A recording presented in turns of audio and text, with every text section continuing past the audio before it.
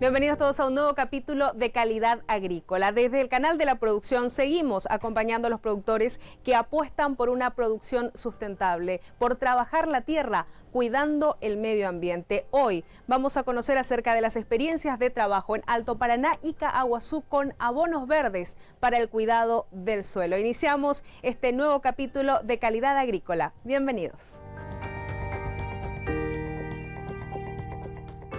Los principales suelos de las regiones productoras de granos del Paraguay, especialmente los situados al este y sudeste de la región oriental, son suelos bien desarrollados, profundos, de coloración rojiza, que tienen mayor capacidad de retener agua, lo que permite un buen desarrollo de los cultivos. En otros puntos del país, el suelo es diferente, por ejemplo, al de Alto Paraná, justamente por las limitaciones que éste presenta.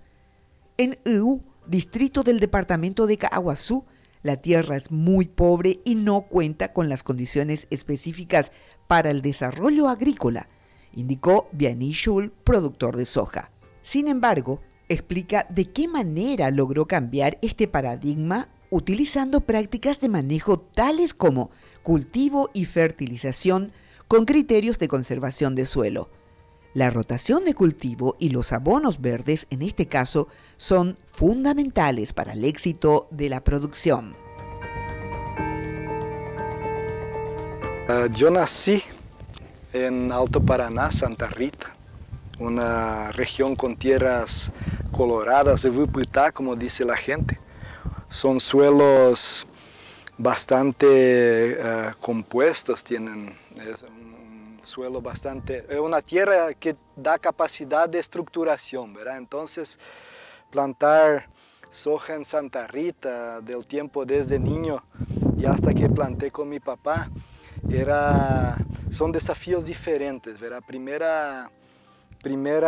Primer factor es la capacidad de retención que tiene el suelo rojo, la tierra colorada, ¿verdad? Tiene mayor capacidad de retener agua. Y agua es uno de los factores más importantes acá, una vez que es una fábrica a cielo abierto, ¿verdad? Somos totalmente dependientes del clima. Y hay cosas que se tiene que hacer acá diferente de Alto Paraná, o bastante diferente de Alto Paraná, justamente por esa limitación que es plantar en suelos más pobres. Acá mismo también estamos en Iú, que es una de repente los suelos conocidamente más pobres que tenemos por la región de Caaguazú o incluso norte de San Pedro. Por acá mismo hay suelos más estructurados, tierras mejores, verá que tienen más capacidad desde su propia consistencia, verá, por la capacidad de arcilla que tiene esas cosas. Pero hay cosas que se pueden hacer acá, ¿verdad? Hay trabajos de largo plazo que se pueden hacer para que ese suelo, para que esa tierra o ese arenal se torne un suelo con condiciones de dar productividades altas, incluso en años que llueve bien.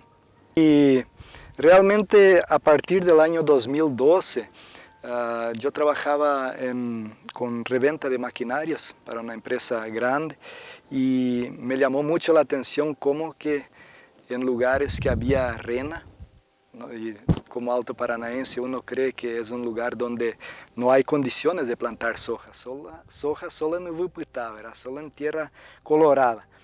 Y ahí me llamó mucho la atención. Yo adquirí una parcelita en ese tiempo y empezamos a producir. Empezamos a plantar, ¿verdad? Y al principio casi como un ciego, vos no te das cuenta de la mayoría de las cosas. Estoy hablando acá yo como alguien que aprendió unas cuantas técnicas para producir en esos campos arenosos acá, pero hay gente que plantaron la vida entera acá en Caaguazú, en tierras de esa clase, entonces ya saben manejos bastante mejores. Pero uno de ellos es que descubrí cuando yo hice un mapeo de la tierra, de ese terreno, por ejemplo, completo, y detectamos que calcio, magnesio, potasio hay en cantidades realmente críticas. La primera vez que planté maíz en esta parcela, la maíz creció, sale una espiga grande y cuando tiene que llenar el grano de la maíz queda tipo un pororó. Y la maíz el grano de la maíz tiene que quedar largo y profundo para ser rentable. Y ahí me llamó mucho la atención porque tampoco faltó agua, ¿verdad? Entonces, ¿qué faltó?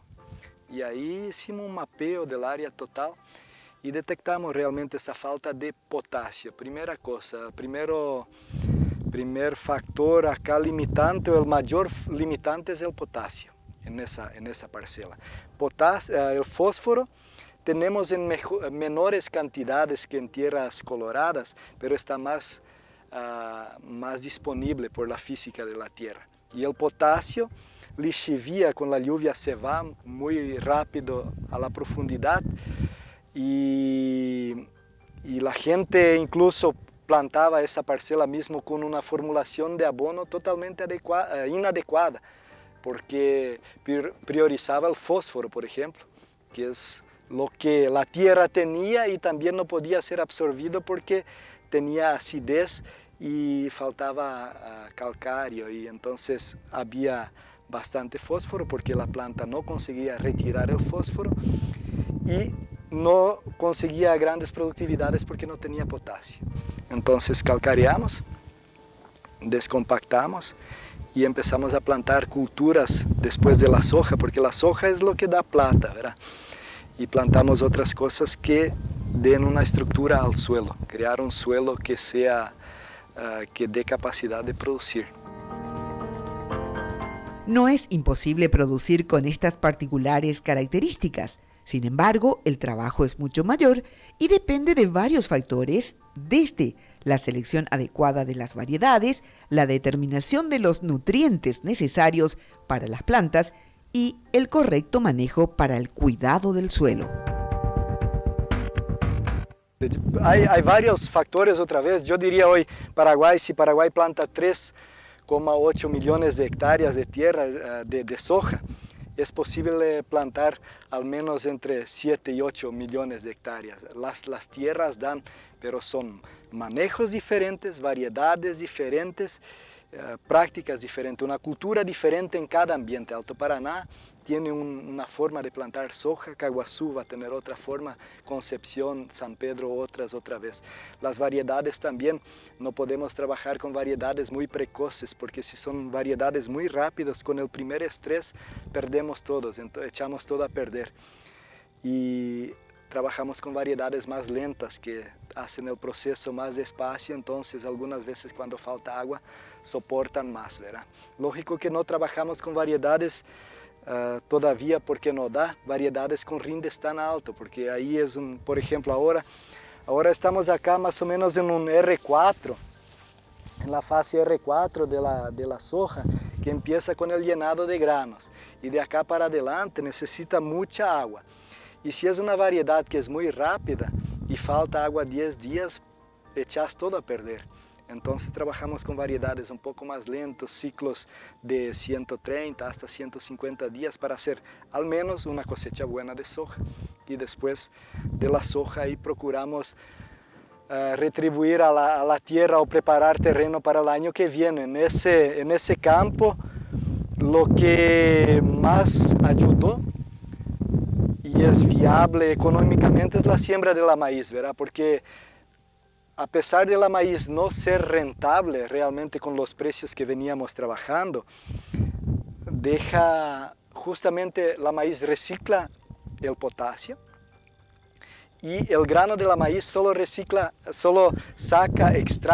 20% de lo que saca. Por ejemplo, si sacamos 6.000 kilos de maíz acá, para sacar 6.000 kilos de maíz necesito al menos 100 kilos de potasio disponible en la base. La maíz te va a sacar los 6.000 kilos y solo 20% sale de potasio de esa área. Lo demás queda todo disponible otra vez para la soja.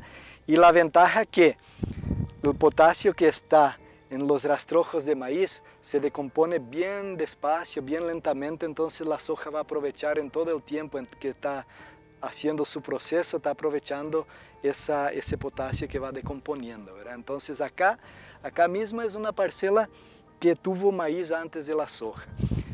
Diferente de otros lugares que en Alto Paraná, otra vez que en Alto Paraná plantas maíz y tiras sulfato de amonio o nitrógeno con urea. Y acá, como era muy carente de potasio, tiramos a voleo después de la siembra, post siembra de maíz, otra vez 100 kilos de potasio. Entonces este año primera vez conseguimos, a pesar de un clima no tan favorable, una buena cosecha de maíz y abundante paja, y ahora en la secuencia una buena siembra de soja. En Alto Paraná y ahora están parando de plantar, pero fue y todavía la soja que tiene los mejores rindes por la estabilidad, por el techo de producción, es una variedad de nidera que se llama 5909. Allá cualquiera planta esa variedad y funciona.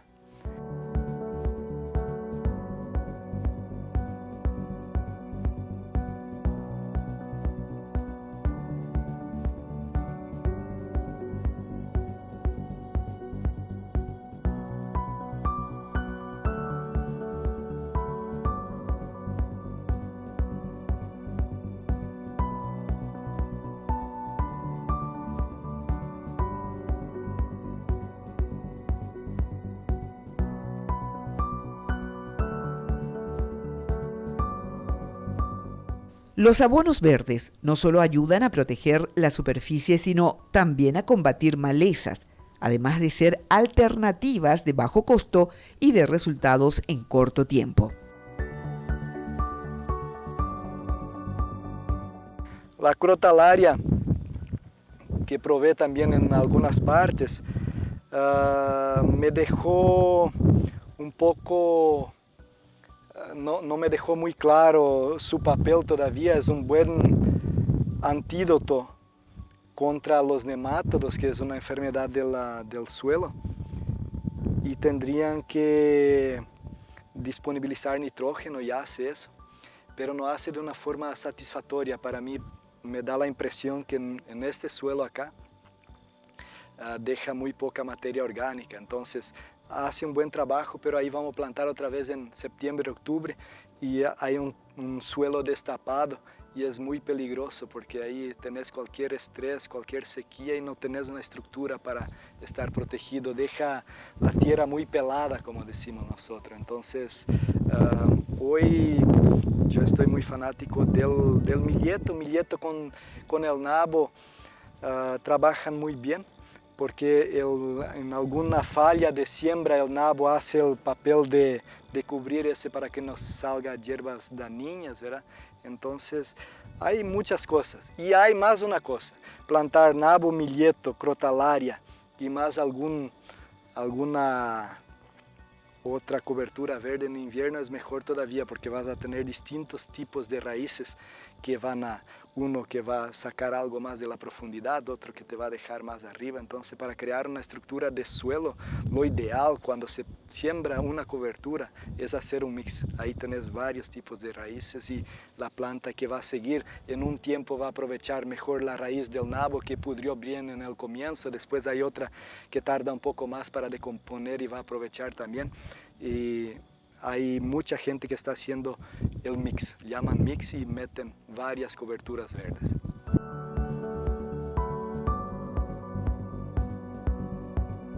Y las malezas hoy, por eso que la agricultura al final tiene que ser un ejercicio rentable, ¿verdad? Tiene que ser matemáticamente te tiene que salir positivo.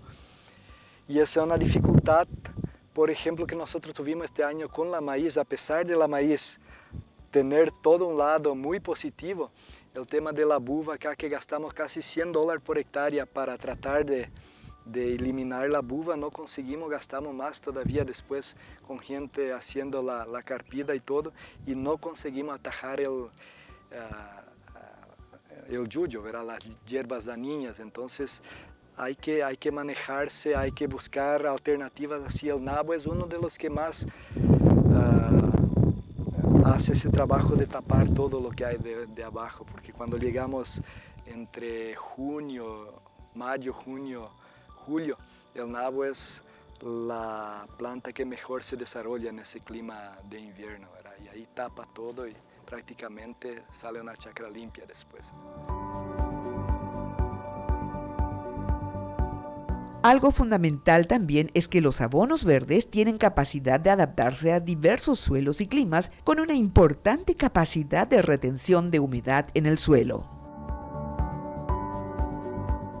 La gente tiene que entender que las sequías normales que tenemos son entre 15 y 20 días, en algunos casos graves 25 días. Lo normal es tener ventanas ahí de 14, 8, 10 días y así rotamos en los tiempos de primavera, verano, que son los tiempos de cultivo.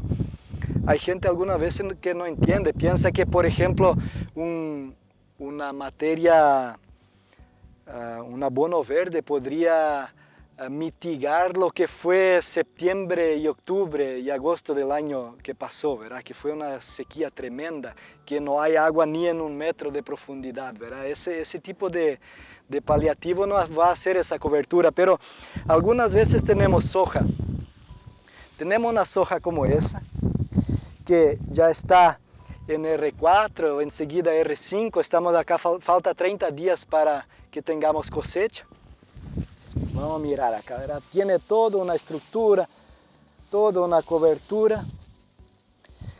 Y ahí viene una sequía y muchas veces por 3, 4 días perdemos, porque después va a venir una lluvia otra vez, ¿verdad? Y ahí perdemos lo que tenemos. Y cuando tenemos una cobertura, como por ejemplo acá, hoy día, allá en el camino donde no hay cobertura, mañana si no llueve ya está seco por la parte de arriba. Esas coberturas que tenemos de la maíz, para que se seque la propia paja, acaba unos 2, 3 días. Entonces tarda 3 días para secar ese, después empezamos más abajo y el proceso de perder el agua es mucho más lento. Y ese es el diferencial, ¿verdad? Son detalles, son pocas, son fracciones de tiempo. Algunas veces la cosecha no llega por 2 días antes, mi cultivo se murió porque justo era que faltaba agua, que había mucho calor y todas esas cosas. Acá con una cobertura disminuye la temperatura del suelo, ¿verdad? Mantiene la humedad del agua por más tiempo. Y después al mismo tiempo ese proceso acaba creando estructuras bajo el suelo, que son las raíces y esas cosas que también las raíces están llenas del agua, ¿verdad? Acá es una tierra que tiene 80% arena y la arena no ataja nada. La arena deja que el agua se vaya. Entonces si tenés una estructura de raíces tanto por arriba como vamos a encontrar alguna planta de maíz por acá, que está... Esas raíces que están adentro de la tierra, acá ya está pudrido, pero si están adentro de la tierra y la planta de soja tiene sus raíces sobre esta raíz, lógico que va a tener una reserva de agua, como tener una botellita del agua al costado ahí cuando todo el mundo ya está muriendo de sed, ¿verdad? Y ese es el gran diferencial, ¿verdad? Por eso que, más una vez insisto, hay suelos que son bastante fáciles de plantar. Acá algunas veces con 10, 12 días en esos arenales se muere nuestro cultivo. Entonces, tener ahí unos 5, 6, 4, 5, 6 días más de reserva de agua hace una diferencia tremenda. Las pérdidas que tuvimos fueron en otoño ya, porque no llovió desde el otoño prácticamente acá. Tuvimos una menor productividad en la maíz, después la soja no pudimos sencillamente plantar, ¿verdad? Entonces no es que tuvimos pérdidas en ese sentido, ¿verdad?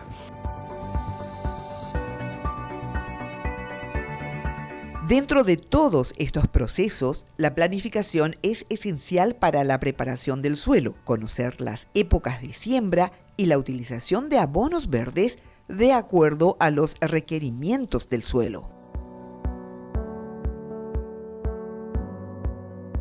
Hoy uno de los grandes pecados del productor es estar demasiado obstinado en su cuenta. Nosotros mismos, con esos precios que tuvimos los últimos años, mucha gente tiene deuda y entonces tenemos buen precio, y un gran pecado ahora es, ¿verdad? Pero en algunos casos es inevitable encima de soja plantar soja acá otra vez, porque ¿qué va a pasar? Vamos a estar ya fuera de una ventana. Vos ves ahora una soja con 1,40 m de altura, pero si plantamos soja inicio de marzo, ya no tenemos una luminosidad como tenemos ahora y todo, y vamos a cosechar 1000 kilos de soja, vamos a dejar muy poca materia orgánica, vamos a aumentar las enfermedades, porque cuanto mayor el monocultivo, mayores enfermedades, ¿verdad? La enfermedad que tenemos ahora, vamos a intensificar con un safrinha encima de eso, vamos a dejar una tierra muy compactada, porque las raíces de la soja son raíces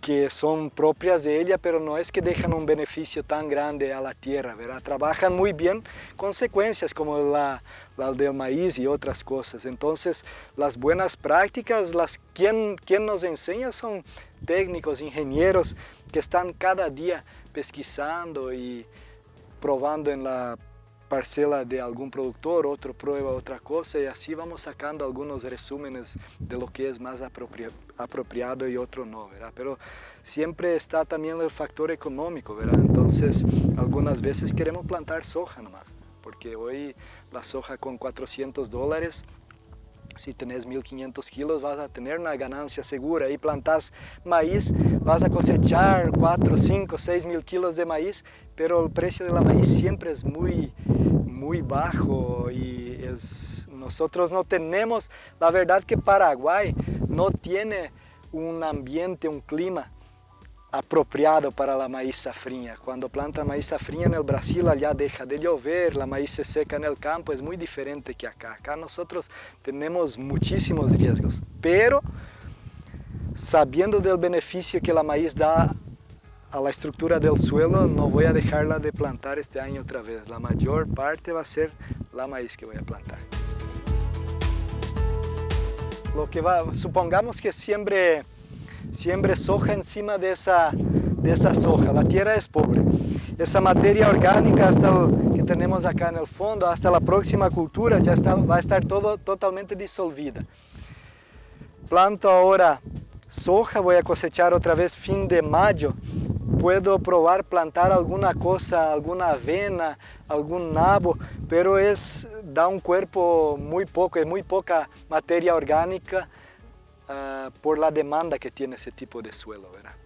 Lo que no tenemos en arcilla tenemos que intentar poner acá con materia orgánica. Entonces no da suficiente lo que da la soja, y podemos ganar un poquito ahora, pero vamos a perder mucho en el próximo cultivo. Por eso que yo diría que la soja es un proyecto, no es más una cultura. El que planta soja hoy así, siembra una vez nomás, no funciona. Todo el safrinha, todo ese proceso que hacemos, yo diría que hoy es más una tarea de casa, es como arreglar bien organizar tu ambiente que otra cosa, porque rentablemente, económicamente no hay mucho beneficio en todo lo que se hace en el invierno, económicamente. En cambio, si no lo haces, vas a llegar en la siguiente cultura y vas a tener dificultad y no vas ni cosechar soja bien, ¿verdad? Entonces acá la meta es cosechar al menos una soja buena por año, y en el invierno arreglamos el terreno. Hoy yo pienso que yo soy un productor que trabajo con la mayoría de las tierras alquiladas, y así la mitad de los productores del Paraguay trabajan con tierras alquiladas. Entonces algunas veces es un poco difícil cuando no tenés un alquiler para trabajar a largo plazo, pero si no haces a largo plazo es más difícil todavía. Yo diría que un proyecto de soja hoy no se puede hacer en plazo más corto que 5 años, porque primero vas a empezar a levantar la materia orgánica, la fertilidad del suelo, está el tema del calado, es una serie de factores y de prácticas que tenés que hacer que económicamente cuestan caro y que no da para hacer todo de una vez, sino es inviable. Entonces cada año vamos haciendo alguna cosa. Primera cosa en esa tierra pobre que estamos haciendo es poner materia orgánica. Sin materia orgánica no hay nada que hacer. Corrigiendo la acidez del suelo, elevando su pH, el CCT, y aumentando los niveles de potasio, esas cosas que más ese suelo tuvo degradación los últimos años, eso tenemos que recuperar. Ahí después recién podemos empezar a pensar en ganar plata y podemos trabajar con fertilizaciones para mantener un padrón, no para corregir lo que estamos hablando, ¿verdad? Después que tenemos la casa arreglada, ahí queda un poco más fácil. Casi como ir a un sanatorio y tenés un oftalmologista, un cirujano, no sé, hay varios técnicos, somos asesorados de varias formas.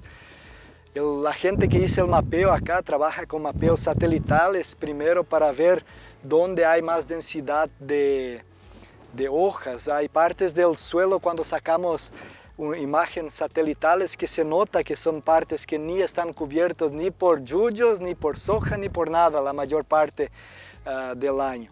Ahí después sacamos muestras por puntos de GPS y después traen esa muestra. Traer esa muestra es el comienzo recién, porque ahí es casi como llevar a un paciente al doctor y tenés que tener la interpretación de varias. Vamos a decir que acá teníamos un cáncer y va a tener una interpretación por un doctor, otro doctor te va a dar otro diagnóstico, un procedimiento que vamos a hacer para curar eso. Entonces dialogamos con varias personas, pero al mismo tiempo el productor, yo mismo no soy ingeniero, va a tener que ir aprendiendo muchas cosas, porque también no puedes estar totalmente en manos de que otros decidan tu suerte, ¿verdad? Entonces cada uno va a tener que analizar y ver lo que es viable, lo que es congruente con lo que conoces, porque también si yo por una parte soy un productor que estoy aprendiendo en esa tierra pobre, hay muchos ingenieros que vienen de tierras fáciles de producir, variedades que funcionan bien en otros campos, entonces hay que dejar las campanas sonar y sacar sus conclusiones, ¿verdad?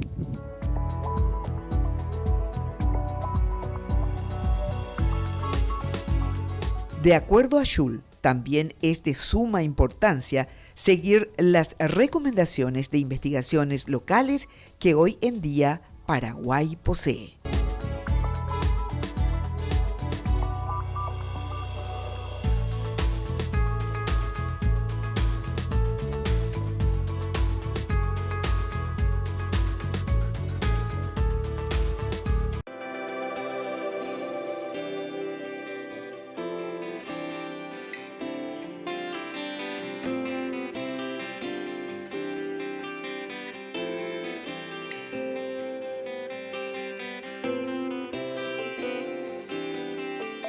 Trasladándonos a Naranjal, distrito de Alto Paraná, donde las condiciones son altamente favorables para las actividades agrícolas, vemos que la rotación de cultivos y los abonos verdes son prácticas indispensables, ya sea para evitar la erosión del suelo, mejorar la fertilidad y la productividad.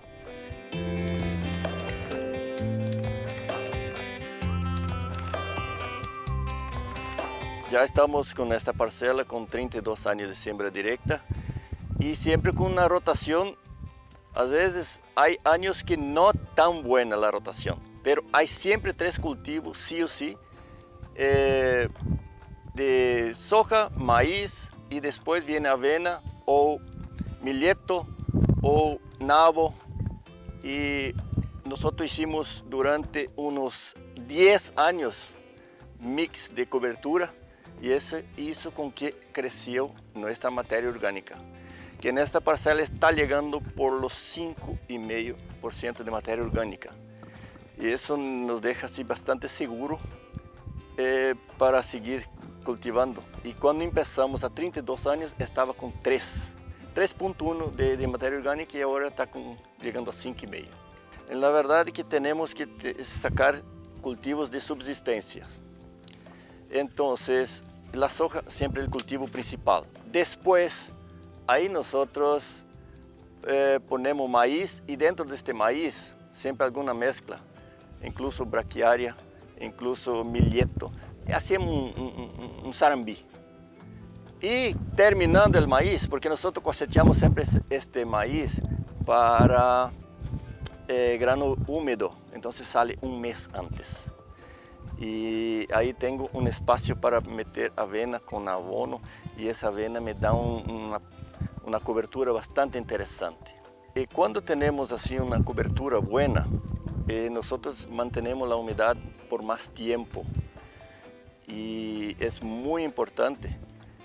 Si uno mira una parcela con cobertura y sin cobertura, es bien diferente. Entonces, teniendo la cobertura, mantenemos más tiempo y nos da una seguridad, porque nosotros solamente sabemos hacer esto. Entonces, tenemos que cuidar bien de la chácara para tener resultado económico y para nos mantener, mantener nuestra familia, mantener todas las cosas que tenemos. Y realmente la cobertura es que nos da una seguridad y esa sustentabilidad de la chácara. Entonces, cuando tenemos la cobertura, nosotros no tenemos erosión, cero erosión, porque tenemos que llegar a esto, cero erosión. Y ahí también esta cobertura va reciclando, va mineralizando y vuelve como abono, vuelve como nutrientes para seguir el sistema. Entonces el sistema sin cobertura es bastante complicado y con cobertura nos da esta seguridad para seguir produciendo y en las veces nosotros cuando hay un espacio de sequía no es tan agravante, sentimos esto. Entonces por causa de repente 25, 30 días de estiaje, esta cobertura me deja una esponja y deja humedad. Y también la rotación de raíces. Eso me deja un montón de galerías donde las raíces se aprofundan. Entonces es muy bueno esto. Y justo en este tiempo de sequía que tuvimos ahí, realmente yo presencié esto con una pala y cada día venía a mirar y las raíces se aprofundan más donde hay bastante cobertura porque el suelo queda más blando, el suelo queda así bien con mucha materia orgánica, entonces va penetrando mucho más en el suelo. Las sequías no avisa cuándo viene y justo vino cuando nuestros cultivos estaban en un desarrollo, en el inicio. Entonces, ¿qué hizo las plantas? Aprofundar la raíz. Y la sequía prácticamente no hizo un daño mayor porque era bien en el inicio. Si era en una fase como ahora, que necesita mucha agua para llenar esas vainas, ahí sería mucho más complicado. Entonces, en el inicio, él tuvo tiempo. Y como es una soja, en ese tallón, es una soja que tiene un ciclo más largo, entonces ella pudo resistir y realmente yo veo que va a tener un buen rinde. No sabía precisar cuánto, pero voy a avisarles cuánto dio el rinde. Mas estoy muy satisfecho con el desarrollo de esas plantas ahí.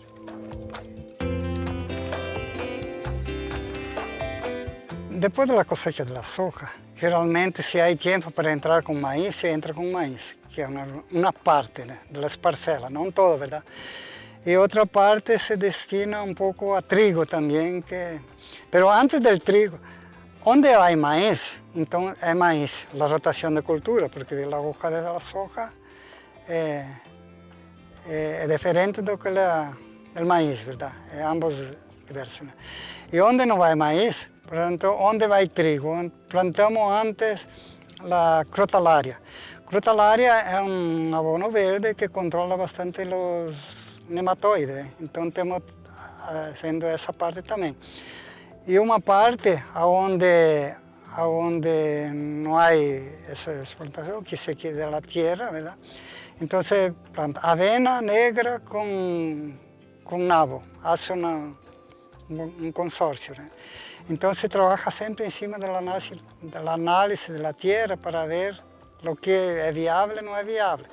Se trabaja con sorgo también, sorgo hace también la rotación de cultura. Y milieto es una especie de maíz, pero no es maíz, ¿verdad? Hoja ancha, ¿verdad? Entonces trabaja con milieto, avena consorciada con nabo, crotalaria y diversos otros abono verde que se puede.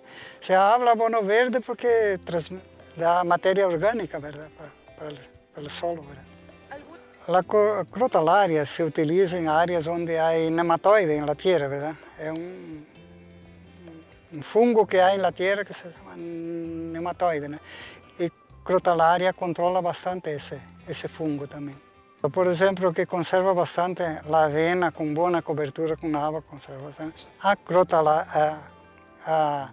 Braquiária también, que es una gramínea, se usa también, se planta 2, 3 años, ¿verdad? Y de ahí da bastante materia orgánica, ¿no? Se usa también bastante, ¿verdad? Y diversos. Depende del suelo, depende de la tierra, depende de la fecha que você va a poner la cobertura. Eso hay que diversificar también.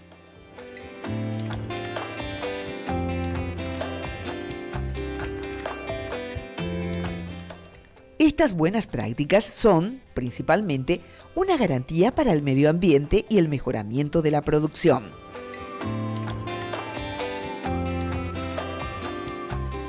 Con el conocimiento que adquirí en esos 35 años de fepacídeas y la siembra directa que nosotros fuimos buscando informaciones, yo diría que hoy yo no conseguiría más trabajar sin los abonos verdes, porque esto que da la seguridad.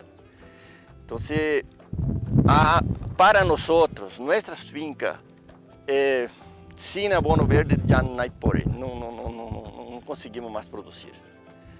Y es muy importante los abonos verdes para dar la sustentabilidad. Yo estoy repitiendo la sustentabilidad porque es muy importante para nosotros. Donde hay la cobertura, hay menos yuyo, hay menos buva, hay menos ese capim pororó, hay menos. Entonces ayuda a quedar abajo, sombreado, como se dice, las malezas y no nos afecta, no es importante, no da un daño importante. Sí que donde hay mucha cobertura, nosotros tenemos que cuidar en la hora de la siembra. La siembra, de repente, no podemos pasar la noche toda sembrando, tenemos que cuidar un poco, porque va empastando, o sea, hay que tener las maquinarias bien afiladas para pasar en estas pajas que son bastante densas. Una buena cobertura de paja, entonces ya estoy con más seguridad. Entonces ya sé que allá en la frente voy a tener más resultado, porque no es cualquier intemperie que me va a dejar así, así con problemas. Y realmente ahora veo que la soja está así, se tumbando, está medio tambaleando porque realmente está muy cargada y el clima está para esto.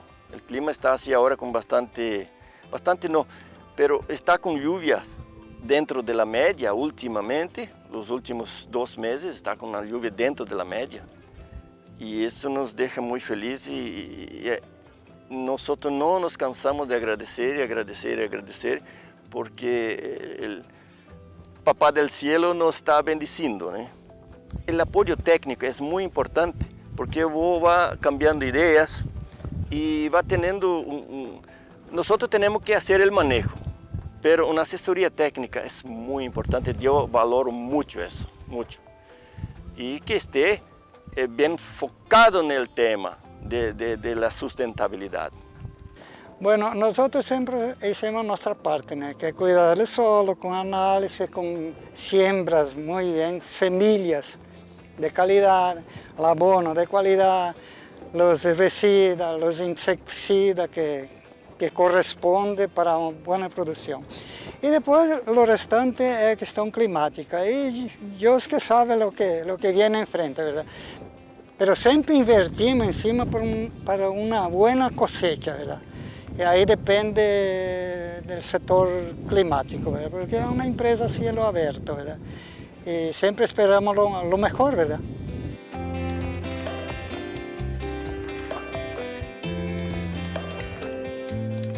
Los distintos productores sugieren adoptar las recomendaciones de los resultados de análisis de suelos, los rendimientos obtenidos en años anteriores, fundamentales para la toma de decisiones.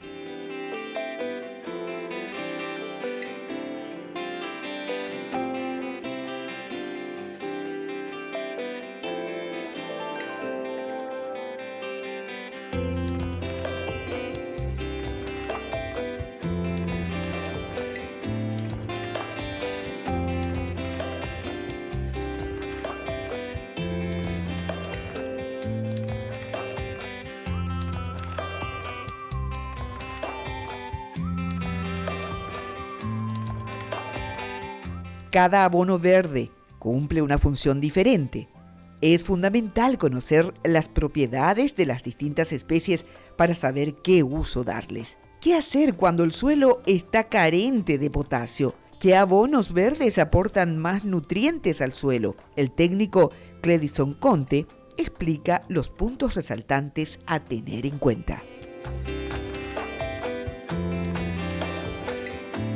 Primeramente, de suma importancia la aplicación de abonos verdes en el cultivo entre safra para rotación de cultura, para protección de suelos y también para reciclación de nutrientes, que es muy importante para la agricultura, traer esos nutrientes que están abajo y devolver sobre la superficie del suelo para así las bacterias transformar y la planta aprovechar mejor.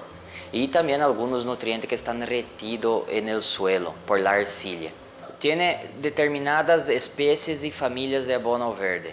Tiene las partes que es la familia de las gramíneas y de las leguminosas y de las crucíferas también. Nosotros indicamos determinadas especies de cobertura verde, abono verde, según análisis de suelo. Si tiene algún problema de enemigo maléfico en el suelo, que por ejemplo un nemátodo, que hoy está iniciando en nuestra zona un problema muy grave. Si dio positivo a ese tema de nemátodo, nosotros trabajamos con determinada cultura que se llama crotalaria. Tiene en la familia la crotalaria, tiene dividido en expectables, ocroleuca, breviflora, que cada especie de crotalaria controla una familia de nemátodo. También tiene la familia de los milhetos. Milheto también tiene una supresión, un control sobre eso. Além do mais eso, tenemos milheto que sería también para reciclación de nutrientes como el potasio. Saca del subsuelo ahí de 2 o 3 metros de profundidad y devuelve en la superficie. Las crotalarias también son yo siempre le digo que son una fábrica de nitrógeno.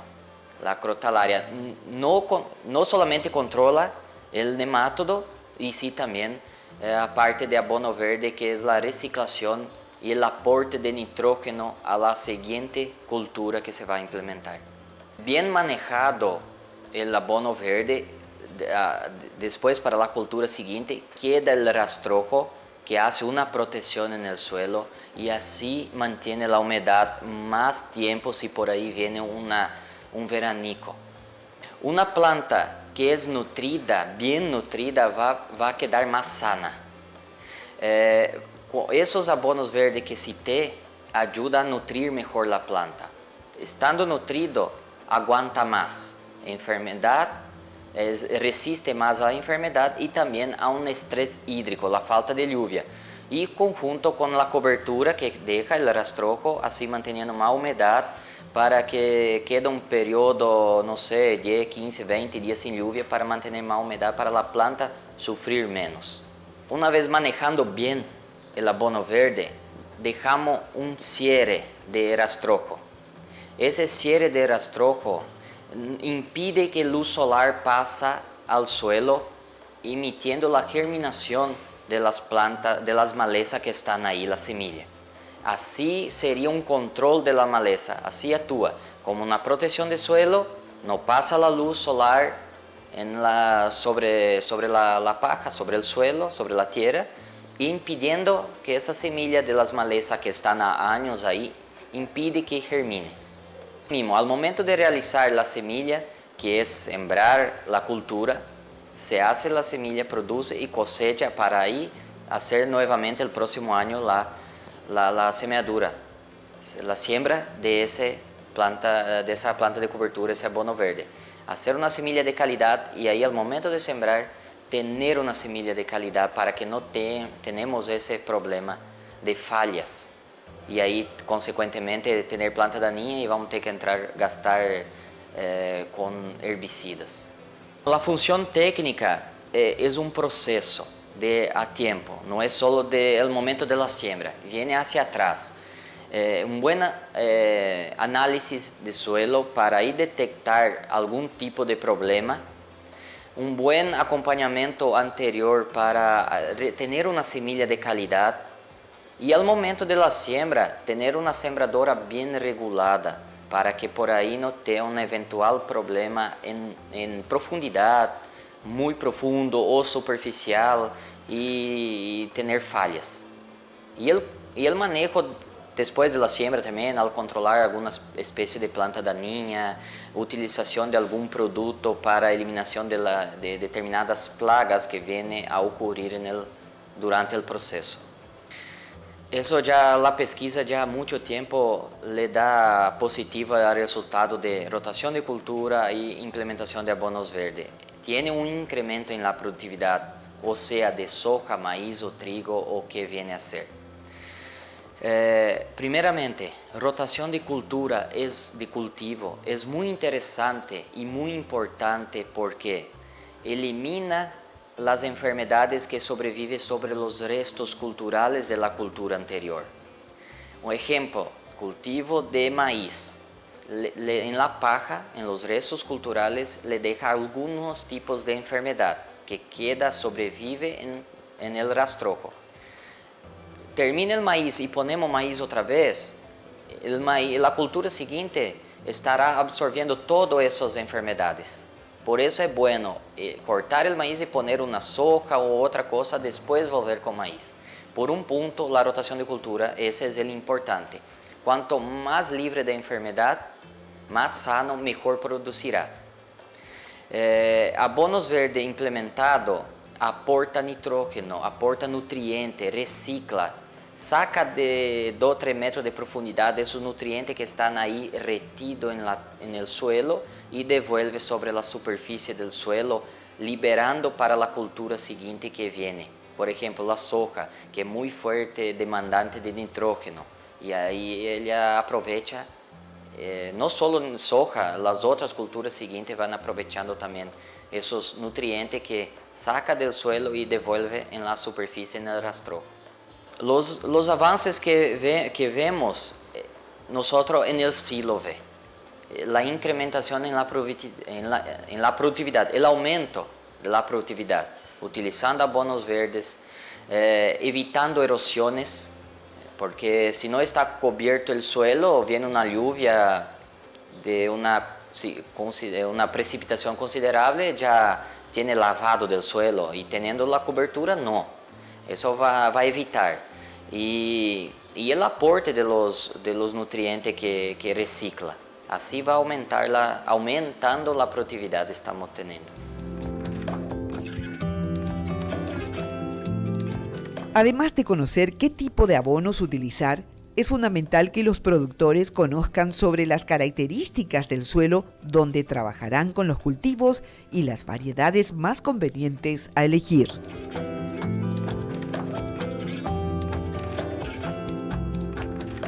Cuando plantas solo una cosa, conoces solo una cosa y algunas veces no te fijas en otros aspectos de una propia planta, como es la soja.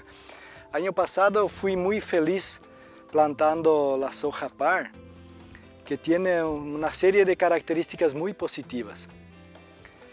Pero como plantamos más tarde y siempre tenemos que buscar mejoras, me hablaron de variedades que tienen techos productivos más altos, me recomendaron esa, que es la Nidera 6906. Es una variedad que también es tolerante a los nemátodos, que es una otra ventana que abre el campo para una discusión muy larga, porque el nemátodo es una enfermedad que ataca las raíces de las plantas. Entonces acá no es que resiste totalmente, pero tolera, ¿verdad? Le causa menos daño. Yo dije, voy a probar, ¿y por qué no? Y ahí me di cuenta que, por ejemplo, la 5909 de Nidera, que yo probaba en las tierras arenosas, yo perdía plantas por macrofomina, que es una enfermedad de hongos, pero que en la arena deja más evidentes, entonces queda un campo con muchas fallas. La siembra sale bien, plantas 10, 12, 13 plantas por metro, ¿verdad? Porque la soja, diferente del trigo, el punto de equilibrio para mayores rindes es plantar lo más ralo posible, menos plantas posibles, pero para que eso sea posible tenés que tener plantas que te mantienen vivas y productivas hasta el final del ciclo, ¿verdad? Entonces con la 5909 yo tenía siempre problemas en macrofomina y otras enfermedades que a los 40 días, a los 60 días, a los 90 días tenía planta muriendo y esas eran plantas que no se cosechan al final, ¿verdad? La soja par, por su estructura de raíces y adaptarse a suelos pobres, quedó un campo bastante bien, ¿verdad? Pero yo percibí que perdía plantas. Año pasado mismo perdí bastante plantas por algo que se llama elasmo, es una oruga que ataca el tallo acá por el suelo, después viene un viento, se tumba y perdes una planta. Y por ejemplo, cuando perdes una planta con 100 vainas, estás perdiendo probablemente algo de 80 gramos, 70 gramos de soja, ¿verdad? O más, tendríamos que hacer el cálculo en este caso. Y ahí falta cosechar esa variedad, pero primera cosa que me llamó la atención, entonces tenemos soja par al costado, que tuvo otra vez problema del asmo, perdimos porque plantamos alrededor de 11 plantas por metro, 12 plantas por metro, menos de 300.000 plantas por hectárea, y perdimos muchas plantas por el gusano ese elasmo. Y esa variedad acá, todas las plantas que germinaron siguen vivas hasta ahora, ¿verdad? La tolerancia al nemátodo en manchas, ahí tendríamos que ir más hacia el fondo, donde hay más nemátodo. La soja es más baja, hay plantas amarillas, en fin, porque no consiguen recibir los nutrientes y esa variedad mantiene todo un padrón. Entonces acá tenemos una prueba de 25 hectáreas de una soja que hasta ahora está funcionando muy bien. En un año que llueve bien, todas esas cosas. Vamos a tener que plantar año que viene tal vez el doble, pero no arriesgarse tanto porque estamos también en un clima atípico, verás, un año que llueve, tenemos que ver cómo esa variedad va a reaccionar en años que no llueve, pero en esas condiciones es, creo que excepcional, ¿verdad? Tengo otras acá, ya cambiamos un poco la charla, ¿verdad? Estamos hablando en techo productivo. Tengo también parcelas con tierra mejor, con suelos mejores que esa. Y ahí planto otras variedades, como por ejemplo de Monsoy la 5947, que tiene un techo productivo altísimo. Pero no tengo coraje de plantar esa variedad en un suelo carente, así, porque ahí el autito no se adapta a estas condiciones, ¿verdad? ¿Cuáles serían las contras de esta variedad? Y las contras hasta ahora tenemos que identificarlas todavía, ¿verdad? Porque hasta ahora no encontramos. Vamos a encontrar algo el día que aparezca algún estrés, quizás sea, ¿verdad? Pero su primer punto positivo, una raíz muy vigorosa, ¿verdad? Primera cosa muy positiva. Otro punto muy positivo, a pesar de estar alto, estamos acá con hasta 1,50 m de altura y las plantas son estables, no están tumbadas. Es otro factor muy importante para variedades, para que la variedad pueda dar rindes importantes, ¿verdad? Entonces hasta ahora vamos a tener que mirar más tiempo para encontrar los defectos. Hasta ahora solo amores con esta variedad. Siempre hay que ir con cautela porque algunas veces fallamos grande si probamos variedades que no se adaptan también, ¿verdad? Entonces tenemos que ser bastante cautelosos. Y esa es una recomendación también para el productor. Se fue a una expo, se fue a un experimento, vio una variedad de soja muy linda, ¿verdad? No vaya nunca a plantar todo eso en tu campo. Hacer una prueba, plantar un 10% de tu área, 20% de tu área. Si se adapta, después sí vamos a empezar a plantar porque hay una infinitud de variedades, de contextos, de prácticas.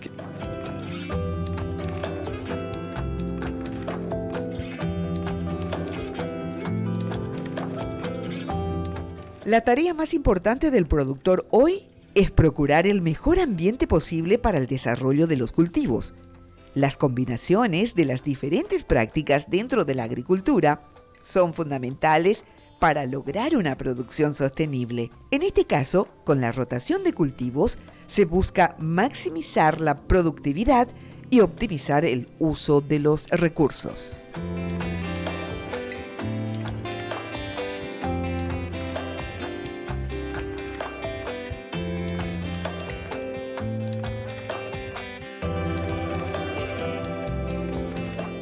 Mejorar el nivel de producción y la calidad dependen de la dedicación y la actualización permanente de los productores agrícolas. Esto es en resumen lo que compartían con nosotros en su experiencia los productores tanto de Alto Paraná como de Caaguazú al compartirnos su experiencia de trabajo con abonos verdes para el cuidado del suelo. Muchas gracias a todos por acompañarnos en este nuevo capítulo y los invitamos como siempre para una próxima edición de Calidad Agrícola.